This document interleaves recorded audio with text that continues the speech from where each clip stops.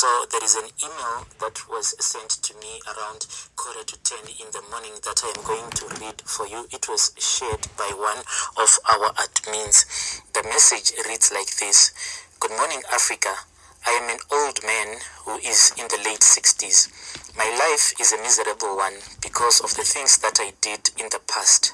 Those things that I did in the past, I am not proud of those things.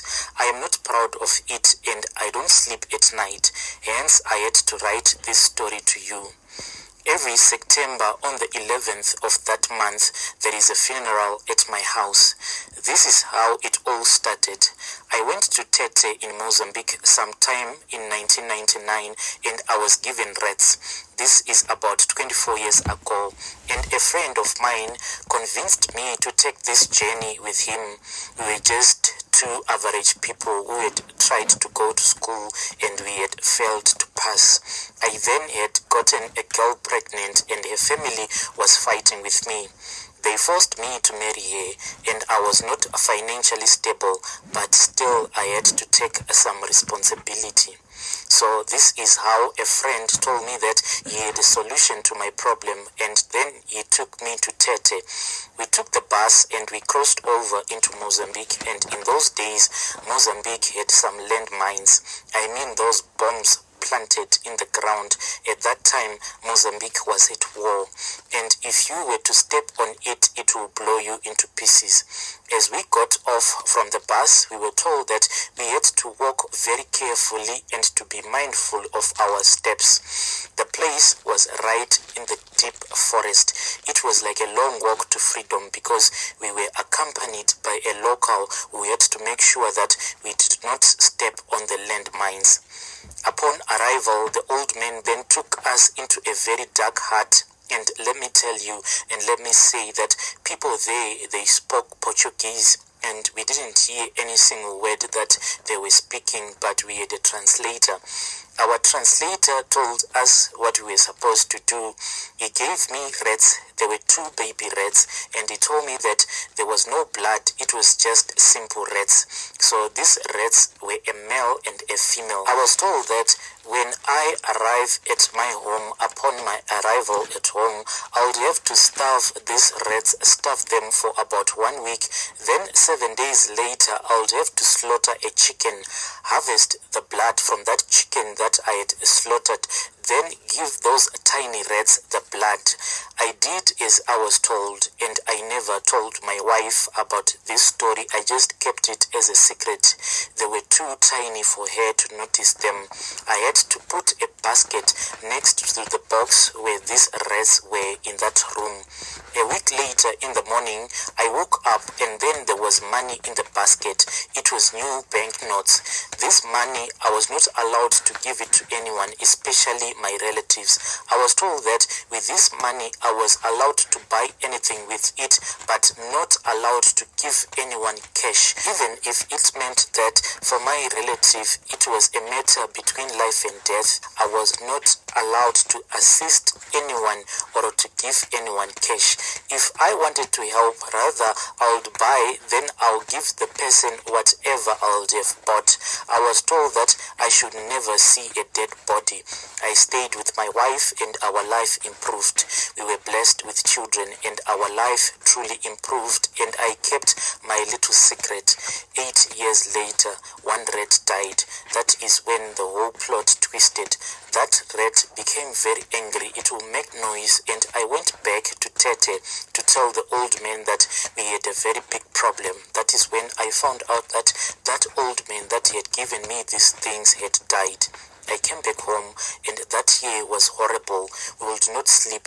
My wife was like, let's get some rat poison. We even hired a pest control company because this rat would make noise, come and eat my toes, my fingers, till one day it had to bite me very hard, such that I started to bleed. In my dreams, that rat will say that I want blood, I am thirsty, and I tried giving it chicken blood, but go be the change, you know you'll thank me later. Yeah, life is good, but I'ma make it even greater. But it refused to drink that blood. One night I dreamt that old man saying in a whispering voice, he was speaking with me. With that whispering voice, that old man told me that you have to give it human blood to appease it. But that was not the agreement. I went to my friend's place, who told me that it looks like that was the route that I was supposed to take since the other rat had died. I tried to find another Sangoma who could help me to stop this, but he told me that there was nothing that I could do. He told me that it seemed as if it was just impossible to reverse this thing that I had done. So I had to play along. There was no reverse gear for me. And one evening on the 11th of September, our daughter just screamed.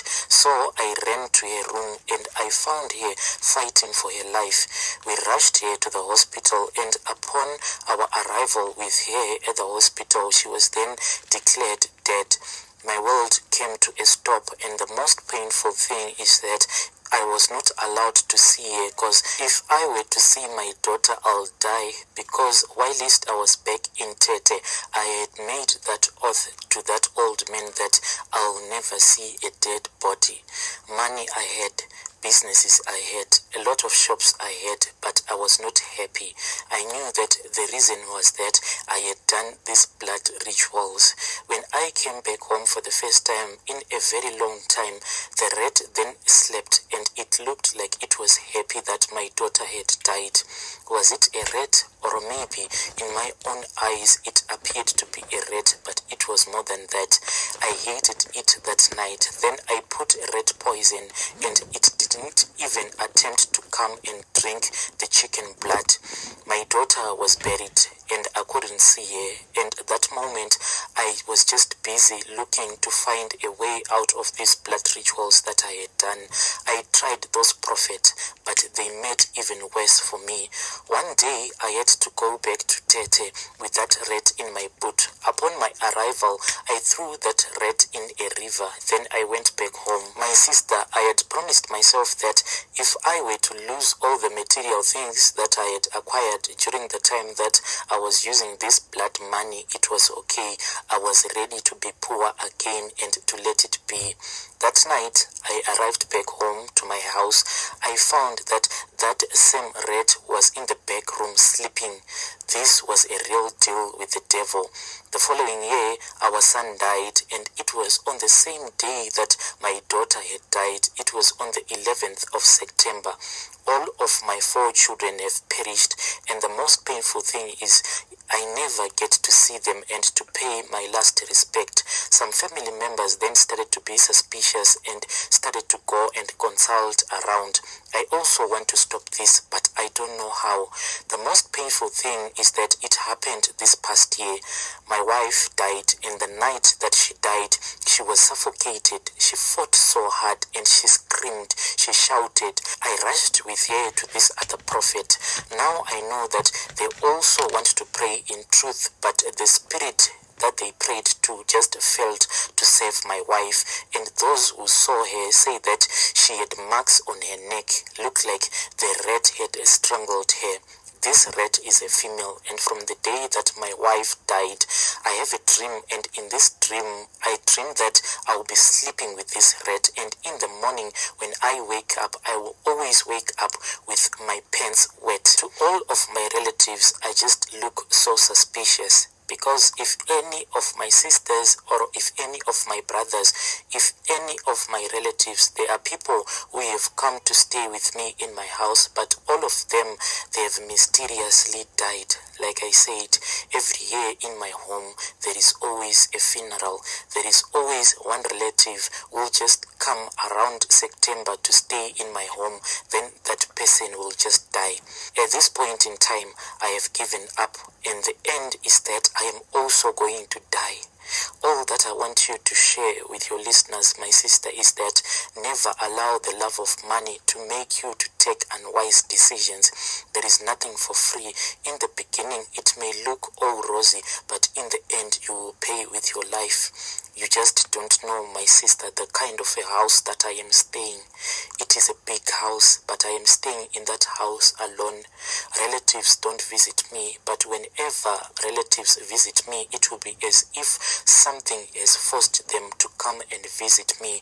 They always visit me in September, and in September there will always be a funeral in our family.